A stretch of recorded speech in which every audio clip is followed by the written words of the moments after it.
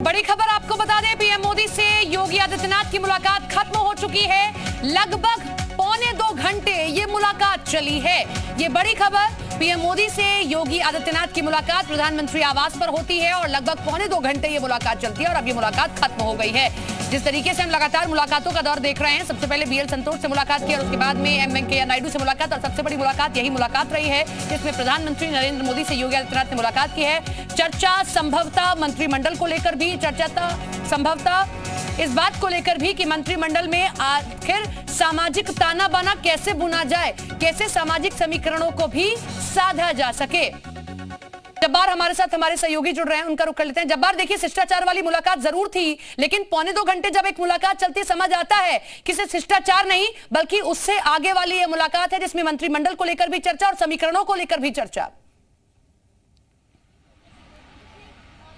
बिल्कुल आप ठीक कह रहे हैं, क्योंकि 1 घंटे 40 मिनट तक प्रधानमंत्री मोदी के साथ में सीएम योगी की मुलाकात सिर्फ बधाई देने के लिए ही नहीं थी, सिर्फ एक शिष्टाचार की भेंट ही नहीं थी, बल्कि कई सारे ऐसे बिंदु थे, चाहे वो मंत्रिमंडल के गठन को लेकर के हो, सरकार के गठन को लेकर के हो, किन किन लोगों को शामिल किया जाए, किन किन पुराने लोगों को हटाया जाए या किन नए लोगों को जगह दी जानी चाहिए थी, या फिर इसके बाद में सरकार की रूपरेखा आगे जाकर के किस ट्रैक पर चलने की दिशा में अब रणनीति बनाई जाए और काम किया जाए, क्या वो ऐसी चीजें थी। खासतौर पर एक चीज का मैं जिक्र करना चाहूंगा, किसानों के उन मुद्दों को लेकर के जिस पर केंद्र सरकार ने 3 कानून बनाए और फिर चुनाव से ठीक पहले केंद्र सरकार ने वापस ले लिए थे। जाहिर तौर पर वो एक ऐसा मुद्दा होगा जिसको लेकर के उत्तर प्रदेश के किसान योगी आदित्यनाथ के सामने अपनी बातों को रखना चाहेंगे। तो कहीं ना कहीं वो आगे जाकर के किस ट्रैक पर सरकार को जाना होगा, किस ट्रैक पर सरकार को अपनी रणनीति को किस दिशा में और उसकी दशा क्या हो, इन तमाम चीजों को लेकर के एक रफ खाके की बनाने के लिए कहीं ना कहीं कुछ चर्चाएं जरूर हुई हैं।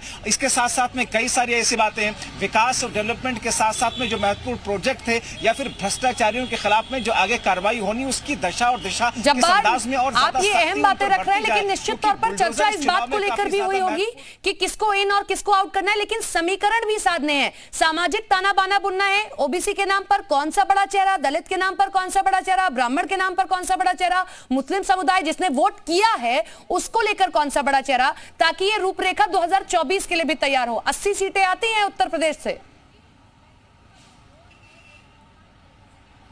हाल ही में अभी प्रधानमंत्री मोदी ने अपनी बात में बधाई देते हुए कहा था कि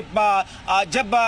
2019 का लोकसभा का चुनाव था या उससे पहले जब 2017 हम जीते थे यूपी में, तो फिर लोगों ने ये कहा था कि यही 2019 के लोकसभा का नतीजा होगा। ऐसे ही ये 2022 के विधानसभा चुनाव का नतीजा दरअसल 2024 के लोकसभा चुनाव का एक तरीके से नतीजा है। तो पीएम मोदी ने दर्शा दिया था कि कहीं ना कहीं इस जीत की बुनियाद में हम 2024 को न सिर्फ टटोल रहे हैं बल्कि उसकी बहुत सारी महत्वपूर्ण कड़ियां हम पा चुके हैं। उन कड़ियों को बस थोड़ा मोड़ा जोड़ने की जरूरत रह गई है। 2024 हमें उत्तर प्रदेश देने जा रहा है। तो आप बिल्कुल ठीक कह रहे हैं कि जो जातीय समीकरण है, उन जातीय समीकरण को साधने के साथ साथ में उत्तर प्रदेश में हालांकि एक बात यह जरूर है, चिंता का विषय है, केशव प्रसाद मौर्य का सिराथू सीट हार जाना अब एक तरीके से बीजेपी के सामने एक स्थिति है कि